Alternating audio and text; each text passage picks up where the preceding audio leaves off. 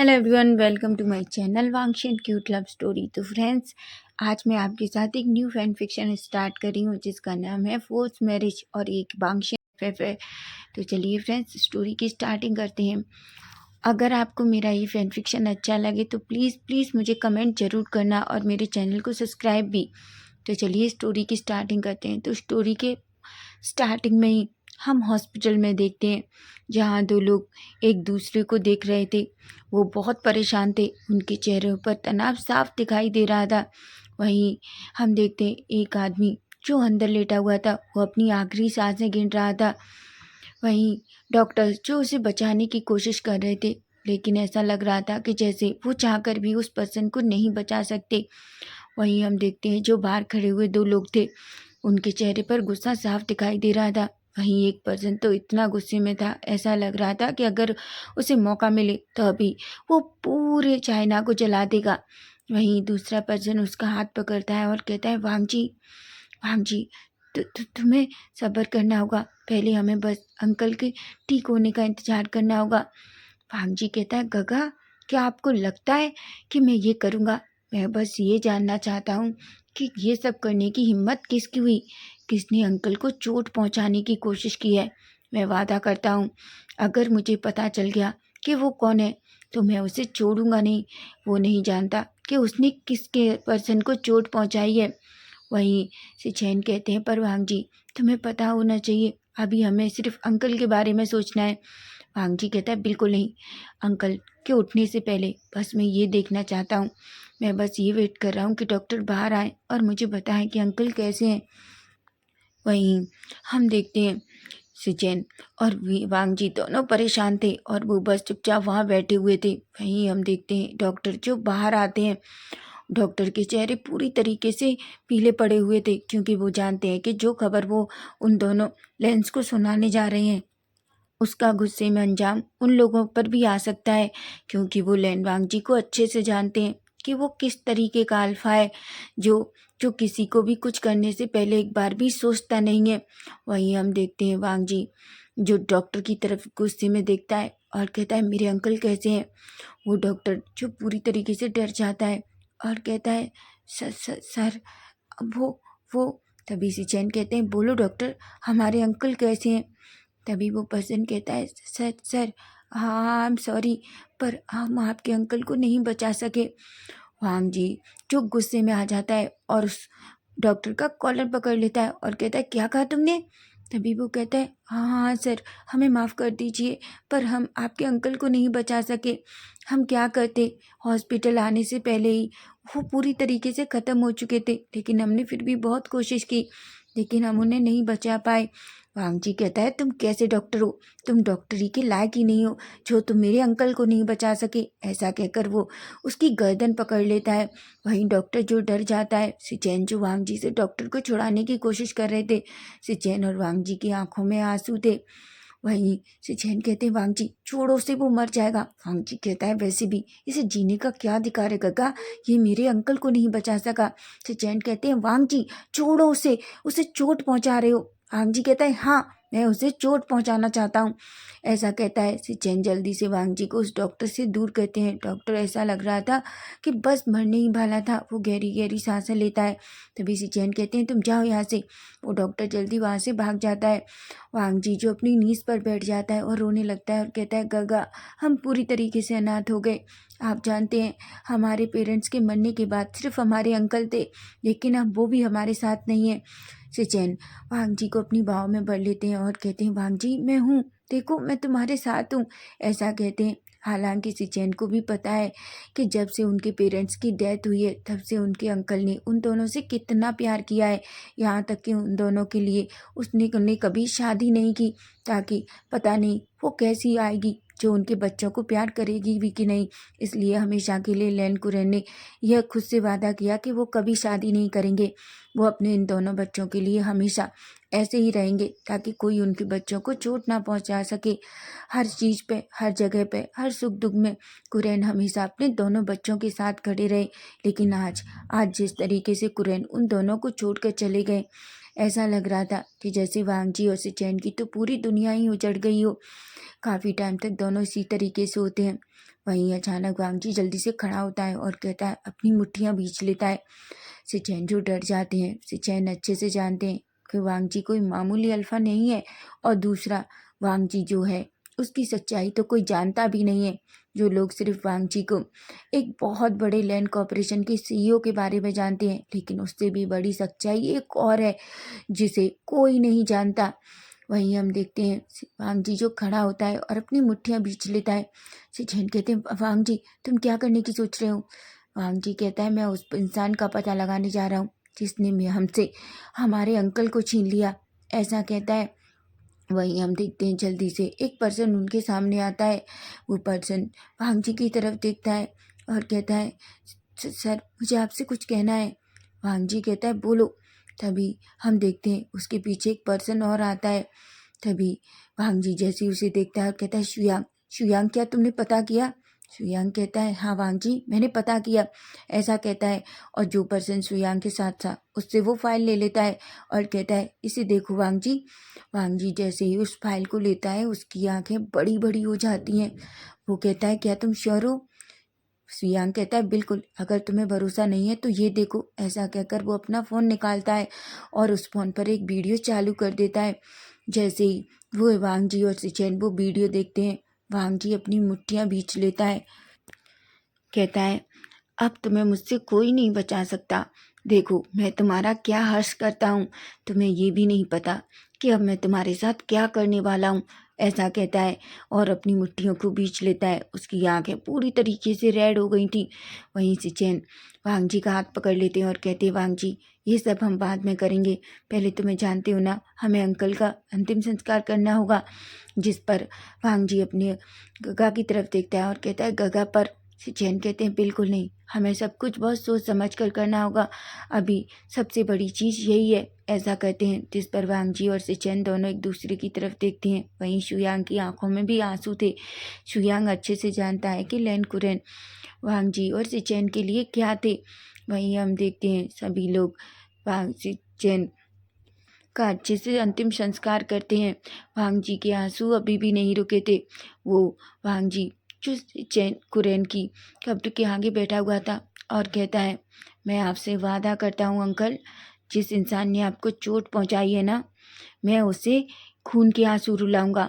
मैं ये वादा करता हूँ आपसे। वो हमेशा याद करेगा कि उसने अपनी लाइफ में कितनी बड़ी गलती की है, ऐसा कहता है।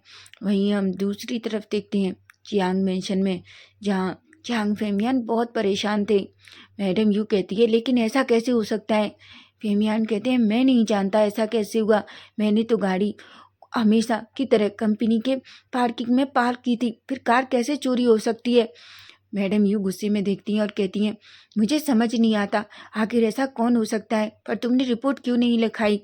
तभी फेमियान कहते हैं, मैं जाना चाहता था, लेकिन फिर अर्जेंट तुम्हारा कॉल आया तो मैं यहाँ आ गया।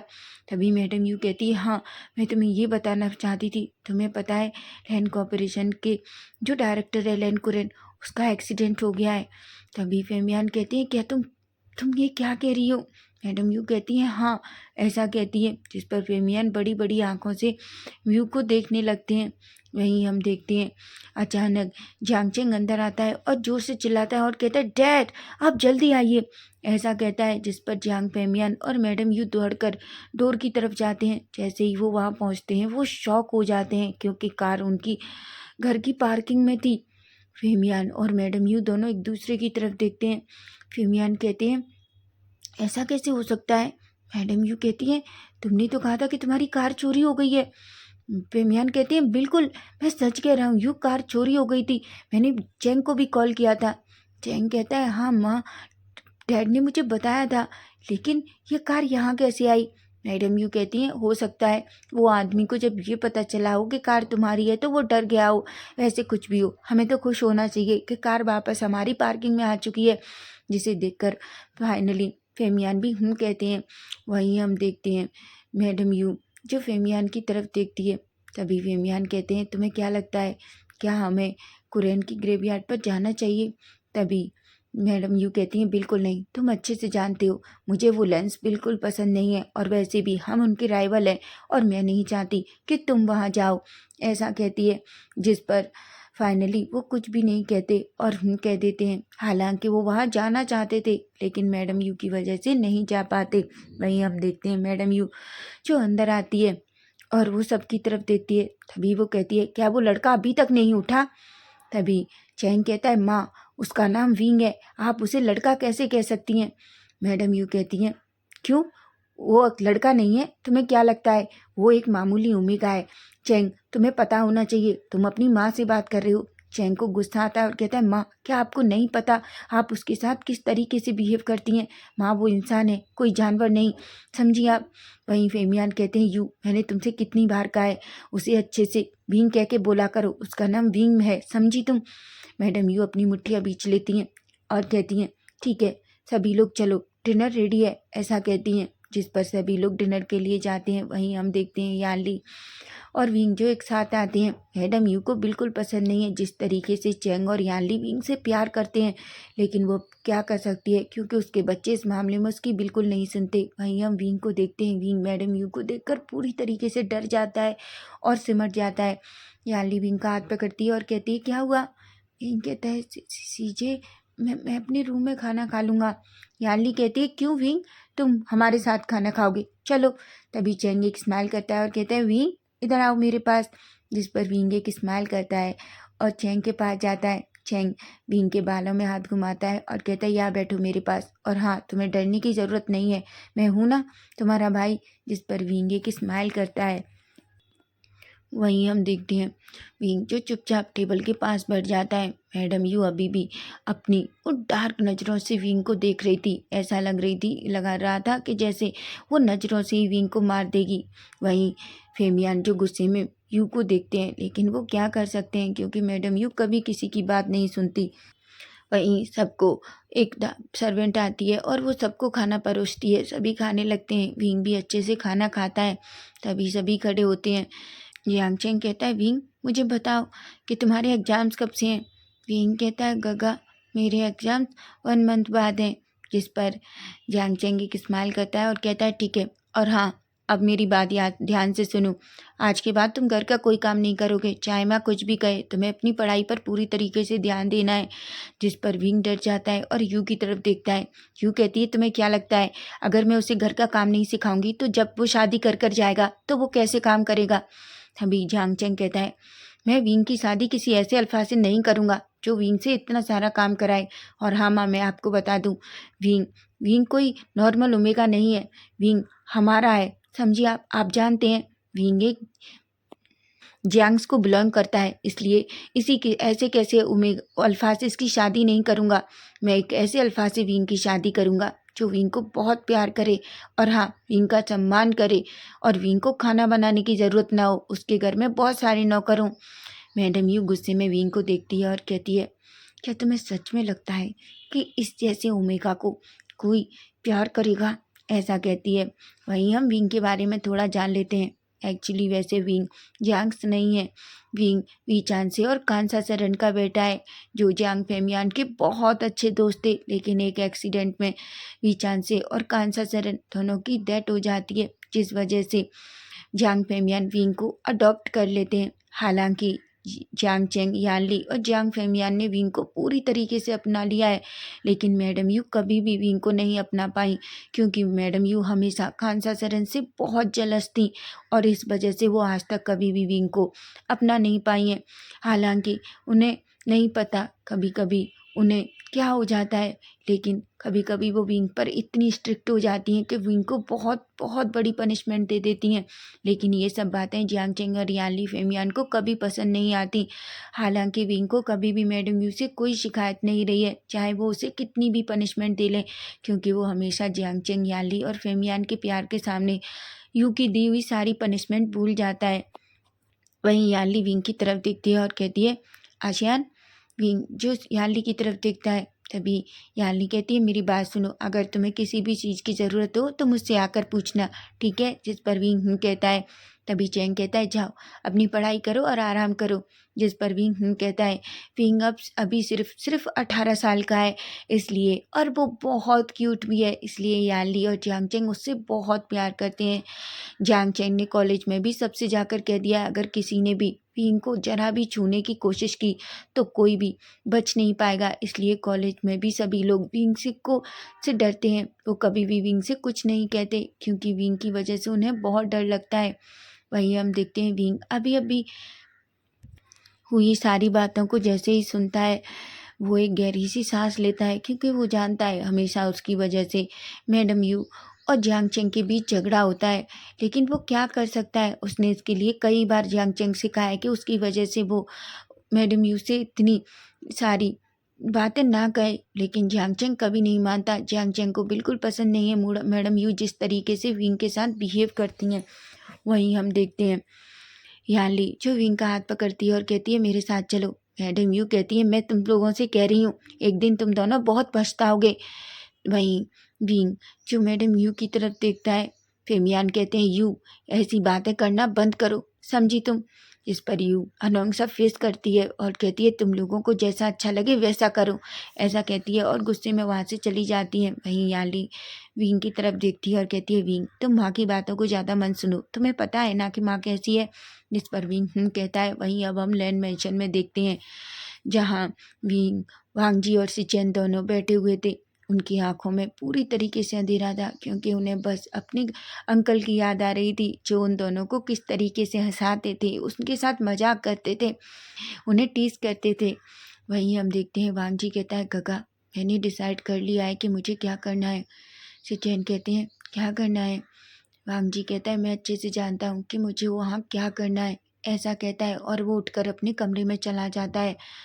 वहीं सिचेन जानते हैं वांगजी जो सोच रहा है वो कोई नॉर्मल चीज़ नहीं है। वांगजी हमेशा किसी भी चीज़ को कितनी गहनता से लेता है वो वही जानता है। वो एक गहरी सी सांस लेता है और कहता है अब तुम्हें कोई नहीं बचा सकता, ऐसा कहता है। वहीं अब हम 5 दिन बाद का सीन देखते हैं जहाँ सब कुछ चीज़ें स्थिर हो चुकी थी लेकिन वांगजी ने अभी तक कोई एक्शन नहीं लिया था। आखिर क्यों कोई नहीं जानता। वहीं शुयांग और सिचेन पूरी तरीके से शॉक थे क्योंकि वांगजी कुछ न कुछ करने की कोशिश कर रहा था। वहीं हम देखते हैं वांगजी जो जल्दी से खड़ा होता है और सिचेन से कहता है गगा आज हम यांग मेंशन जाएंगे। सिचेन कहते हैं क्या। तभी वांगजी एक स्माइल करता है और कहता है बिल्कुल, फेमियान को खबर भिजवाओ हम आज उनके यहाँ आ रहे हैं, ऐसा कहता है। वो शुयांग की तरफ देखता है। शुयांग कहता है पर क्यों वांगजी। वांगजी कहता है शुयांग मैंने जैसा किया है वैसा करो। शुयांग कहता है। वहीं हम देखते हैं शुयांग जो फेमियान में को कॉल करता है और फेमियान को बताता है। फेमियान एक पल के लिए तो डर जाता है क्योंकि फेमियान अच्छे से जानता है कि वांगजी कोई नॉर्मल अल्फ़ा नहीं है और दूसरा भी वांगजी जिसकी कंपनी कोई आसान कंपनी नहीं है जिसका बराबरी करना पूरी तरीके से नामुमकिन है। वांगजी से हर कोई डरता है। फिर फेमियान किस चीज़ की वो है, भले ही फेमियान राइवल है लेकिन फेमियान अच्छे से जानता है कि वांगजी से उसकी कोई राइवली नहीं है। ये तो बस मैडम यू है जो अपने मन को सांत्वना देती रहती है कि वो वांगजी से की राइवल है। क्योंकि फेमियान क्या है वो अच्छे तरीके से जानता है। फेमियान पूरी तरीके से डर जाता है और अपने मन में कहता है आखिर लेन वांगजी मेरे यहाँ क्यों आना चाहता है, वो मुझसे क्या चाहता है, ऐसा कहता है। वहीं हम देखते हैं मैडम यू जो वांगजी से बहुत नफरत करती है और वो वांगजी के उस सच के बारे में भी जानती है। वहीं मैडम यू को जब फेमियान ये बताते हैं कि लेन वांगजी हमारे मेंशन में आज मिलने आना चाहता है तो मैडम यू अनंग सा फेस बनाती है और कहती है आखिर क्यों, वो यहाँ क्यों आना चाहता है। जिस पर फेमियान कहते हैं मैं नहीं जानता लेकिन मुझे बताया गया है कि वो आज हमारे यहाँ आने वाला है। मैडम यू कहती है ठीक है आने दो, क्या मैं उससे डरती हूँ। फेमियान कहते हैं यू कोई भी बेवकूफ़ी मत करना, तुम अच्छे से जानती हो अगर कुछ भी बेवकूफ़ी की तो उसका खामियाजा हमें किस तरीके से भुगतना पड़ेगा। वहीं हम देखते हैं वांगजी जिसके हाथ में एक फ़ाइल थी और वो उसे कार में पढ़ रहा था। तभी सिचेन कहते हैं वांगजी ये तो जियांग फेमियान की फ़ाइल है, तुम उसके बारे में इतना क्यों जानने की कोशिश कर रहे हो। वांगजी एक स्माइल करता है और कहता है आप जानते हैं गगा उसके पास एक ओमेगा और एक अल्फ़ा 2 बच्चे हैं। जिसे सुनकर शिचैन कहते हैं हाँ पर इसमें क्या बड़ी बात है। वांगजी कहता है बस यही तो मुझे देखना है जाकर कि आखिर कौन अल्फ़ा है और कौन ओमेगा, ऐसा कहता है। वहीं हम थोड़ी देर बाद का सीन देखते हैं जहाँ कार सीधी जियांग मेंशन के सामने निकलती है। वांग जी और सिचेन दोनों कार से उतरते हैं। वहीं शुयांग दूसरी कार से उतरता है और उसके पीछे 3-4 बॉडीगार्ड भी थे, वो सभी अंदर आते हैं। वहीं मैडम यू और जियांग फैनमियान जैसे ही वांग जी को देखते हैं, वो दोनों, मैडम यू तो झुकती भी नहीं है लेकिन फैनमियान फिर भी झुककर वांग जी को वो करते हैं। वांग जी एक गहरी सी सांस लेता है और बिना कुछ कहे जाकर सीधा सोफे पर बैठ जाता है। वो एक किंग के जैसे सोफे पर बैठता है, जिसके पैर एक अपने दूसरे पैर के ऊपर रखता है। फैनमियान जो पूरी तरीके से डर जाता है। वहीं मैडम यू कहती है, वैसे क्या मैं जान सकती हूँ कि आप यहाँ क्यों हैं? वांग जी एक स्माइल करता है और कहता है, गगा आप वहाँ क्यों खड़े हैं, अंदर आइए। यह सुनकर सिचेन जो वांग जी की तरफ देखते हैं और एक स्माइल कर कर वांग जी के पास चले जाते हैं। तभी वांग जी कहता है, मैं यहाँ आपसे कुछ मांगने आया हूँ। जिस पर मैडम यू कहती है, तुम्हें क्या चाहिए? वांग जी कहता है, क्या तुम्हें नहीं लगता कि तुम्हें मुझसे किस तरीके से बात करनी चाहिए? अभी तुम इतनी अच्छे से मुझसे बात कर रही थी, लेकिन अभी तुम मुझे तुम कह रही हो। तुम अच्छे से जानती हो, अगर तुमने कुछ भी किया तो मैं तुम्हारी कंपनी को पूरी तरीके से बर्बाद कर सकता हूँ। जिसे सुनकर मैडम यू का चेहरा पूरी तरीके से बदल जाता है और वो कहती है, पर तुम्हें हमसे क्या चाहिए? वांग जी कहता है, हमें हमें तुम्हारा ओमेगा चाहिए। मैं तुम्हारे ओमेगा से शादी करना चाहता हूँ। ये सुनकर मैडम यू और जांग फैमियन शॉक हो जाते हैं। मैडम यू कहती है, क्या? बिल्कुल नहीं, मैं ऐसा नहीं करूँगी। तभी वांग जी कहते हैं, ठीक है, तो मैं तुम्हारी कंपनी पूरी तरीके से बर्बाद कर दूंगा, समझी तुम? वहीं मैडम यू जो एक पल के लिए सोचती है, लेकिन तभी उसके चेहरे पर एक स्माइल आती है और कहती है, ठीक है, तुम चाहते हो कि मैं अपने ओमेगा के साथ तुम्हारी शादी करूं, तो ठीक है, मैं करूंगी। मैं अपने बच्चे ओमेगा को तुम्हें दे दूंगी, ठीक है? फिर मियानजू मैडम यू की तरफ देखती हैं और कहती हैं, यू तुम क्या कह रही हो? तुम अच्छे से जानती हो कि हमारी बेटी की शादी पहले से ही तय हो चुकी है। मैडम यू एक स्माइल करती है और कहती है, आप शांत रहिए, वो ओमेगा चाहता है ना, तो ठीक है, हम उसे ओमेगा देंगे। फिर मैंने ऐसा कब कहा कि अपनी बेटी की शादी इसके साथ करूँगी? ऐसा कहता है। फेमियान तो अच्छे से समझ जाते हैं कि यू का क्या कहने का मतलब है। फेमियान कहते हैं, यू अपने दिमाग में भी मत सोचना। वहीं यू एक स्माइल करती है। तभी वो कहती है, ठीक है, मैं अपने ओमेगा बेटे को तुम्हारे सामने लेकर आती हूँ। जिस पर वांग जी नेहरू आयस करता है और कहता है, पर मैंने तो सुना है कि ओमेगा तुम्हारी बेटी है। मैडम यू कहती है, बिल्कुल नहीं, किसने कहा? जिसने भी कहा है झूठ कहा है। वैसे भी मेरा ओमेगा बेटा है, तुम्हें पता है, ऐसा कहती है। चिचैन जो वांग जी की तरफ देखते हैं और कहते हैं, वांग जी तुम क्या कर रहे हो? वांग जी कहता है, वैसे भी मुझे कोई फर्क नहीं पड़ता कि तुम्हारा बेटा ओमेगा है या बेटी ओमेगा है, मुझे तुम्हारे ओमेगा को चाहिए, ऐसा कहता है। मैडम यू एक स्माइल करती है और सीधा विंग के कमरे में जाती है। विंग जो अपने कमरे में चुपचाप पढ़ाई कर रहा था, तभी मैडम यू रूम ओपन करती है और कहती है, ओमेगा सुनो, जल्दी से खड़े हो जाओ लड़के और तैयार हो जाओ। विंग कहता है कि क्या हुआ है? मैडम यू कहती हैं, क्या तुम्हें समझ नहीं आता मैंने क्या कहा, और तुम मुझसे ऐसे पूछने वाले होते कौन हो? विंग पूरी तरीके से डर जाता है और कहता है, पर मैं। तभी मैडम यू कहती हैं, जल्दी करो, सिर्फ 2 मिनट है तुम्हारे पास, 2 मिनट में रेडी होकर जल्दी से नीचे आओ। जिस पर विंग कुछ भी नहीं कहता और बस कहता है। तभी मैडम यू जाने लगती हैं, लेकिन पलटती है और कहती है, अच्छे से अच्छे से रेडी होकर आना, कोई भी ऊटपटांग कपड़े पहनकर आने की ज़रूरत नहीं है, अच्छे कपड़े पहनकर और अच्छे से रेडी होकर आना, ठीक है? जिस पर विंग कहता है, विंग को नहीं पता कि आखिर यू क्या करने की कोशिश कर रही है। वहीं हम देखते हैं वांग जी जो बस उस ओमेगा का वेट कर रहा था। तभी हम देखते हैं मैडम यू जो आकर चुपचाप वहीं सोफे पर बैठ जाती हैं। फेमियान को बहुत गुस्सा आ रहा था। वहीं हम 5 मिनट बाद का सीन देखते हैं, जहाँ विंग जो पूरी तरीके से रेडी होकर धीरे धीरे नीचे आता है। सबकी नजरें जैसे ही विंग पर जाती हैं, सब शॉक हो जाते हैं। वांग जी तो बस बड़ी बड़ी आंखों से विंग को देख रहा था।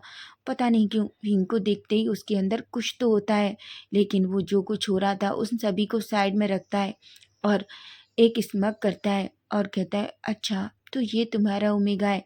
तभी मैडम यू जल्दी खड़ी होती हैं और विंग के पास जाती हैं और कहती हैं, ये मेरा बेटा है, मेरा ओमेगा, जिससे मैं बहुत प्यार करती हूँ, और तुम कह रहे हो कि तुम मेरे बेटे को से शादी करना चाहते हो। बिल्कुल नहीं, मैं अपने बेटे को तुम्हें नहीं दूंगी।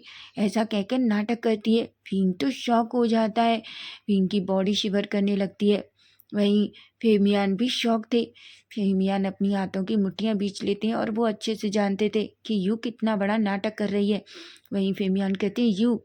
तभी मैडम यू फेमियान की तरफ गुस्से में देखती है, जिससे फेमियान कुछ भी नहीं करते। वहीं भांगजी खड़ा होता है और विंग के पास जाता है।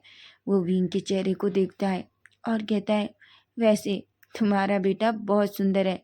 तभी वो अपने मन में कहता है, तो तुम्हारी माँ तुमसे बहुत प्यार करती है, लेकिन देखो मैं अब तुम्हारे साथ क्या करता हूँ। ऐसा कहता है। और तभी वो मैडम यू की तरफ देखता है, और तभी शुयांग की तरफ देखकर एक फाइल लेता है और कहता है, इस पर सिग्नेचर करो। मैडम यू कहती है, ये क्या है। तभी वो मैडम यू से कहता है, ये तुम्हारे लिए नहीं है, मैं तुम्हारे ओमेगा बेटे को कह रहा हूँ। विंग तो शौक था। विंग बड़ी बड़ी आंखों से वांग जी को देखता है। वांग जी कहता है, क्या नहीं सुना तुमने, मैंने कहा इस पर सिग्नेचर करो। विंग डर जाता है। तभी फेमियान कहते हैं, वांग जी ऐसा मत करो। वांग जी कहता है, क्या कहा, फिर से कहो। फेमियान जो डर की वजह से कांप रहे थे, वो कहते हैं, मैं तुमसे कह रहा हूँ प्लीज़ ऐसा मत करो। तभी वांग जी जो फेमियान की तरफ देखकर एक स्मक करता है और कहता है, अच्छा क्यों ना करूँ। विंग बड़ी बड़ी आंखों से वांग जी की तरफ देख रहा था। तभी फेमियान वांग जी के सामने आते हैं और कहते हैं, वांग जी तुम ये सब क्यों कर रहे हो, ऐसा क्यों कर रहे हो मेरे बेटे के साथ। वांग जी एक स्मक करता है और कहता है, क्यों कर रहा हूँ मैं, क्या तुम्हें नहीं पता है फेमियान, तुमने मेरे साथ क्या किया है, तुमने हम दोनों भाइयों को अनाथ कर दिया। फेमियान की आंखें बड़ी बड़ी हो जाती हैं और कहता है, क्या, बिल्कुल नहीं, मैंने ऐसा कुछ भी नहीं किया। तभी वांग जी कहता है, क्या कहा तुमने, तुमने ऐसा कुछ भी नहीं किया, तुमने मेरे अंकल को टक्कर मारी, मेरे अंकल का एक्सीडेंट किया, जिससे मेरे अंकल आज हमारे पास नहीं है, हम दोनों भाई अनाथ हो चुके हैं। मैडम यू विंग जो बड़ी बड़ी आंखों से वांग जी को देखता है। फेमियान कहता है, मैंने ऐसा कुछ भी नहीं किया है। वहीं हम देखते हैं फेमियान जो वांग जी की तरफ देखते हैं। वांग जी जो फेमियान से की तरफ देखता है और अपना फ़ोन निकालता है और उसे एक वीडियो दिखाता है। मैडम यू और फेमियान जैसे ही वो वीडियो देखते हैं, दोनों पूरी तरीके से शॉक हो जाते हैं, क्योंकि वो अच्छे से जानते थे। वो कहते हैं, पर ये सच नहीं है, हमारी कार चोरी हो गई थी उस टाइम। वांग जी कहता है, क्या तुम्हें मैं बेवकूफ़ लगता हूँ। बिल्कुल नहीं फेमियान, मैं बेवकूफ़ नहीं हूँ। अब उसका बदला तुम्हारे ओमेगा से लिया जाएगा, और वैसे भी मुझे नहीं लगता कि तुम्हारी पत्नी को कोई प्रॉब्लम है ना मैडम यू। मैडम यू जो थोड़ी डर जाती है। मैडम यू अच्छे से जानती है वो किस तरीके का डेविल है। अगर वो अपनी बेटी की गलती से भी शादी वांग जी के साथ कर देती है तो उसकी बेटी कभी खुश नहीं रहेगी, इसलिए वो जानबूझकर विंग को वांग जी के सामने लाती है और ऐसे प्रिटेंड करती है जैसे कोई और नहीं बल्कि वही विंग ही उसका बेटा हो। फेमियान कहते हैं, बिल्कुल नहीं, मैं तुमसे भीख मांगता हूँ, प्लीज़ मेरे बच्चे के साथ ऐसा मत करो। वांग जी विंग की तरफ देखता है और कहता है, इस पर सिग्नेचर करो। विंग जो पूरी तरीके से डर जाता है। मैडम यू कहती हैं, इस पर सिग्नेचर करो।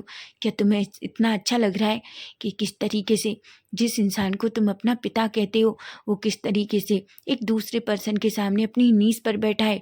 क्या तुम्हें ये सब कुछ अच्छा लग रहा है। विंग जैसे ही चांग फेमियान को इस तरीके से देखता है, उसकी आंखों में आंसू आ जाते हैं।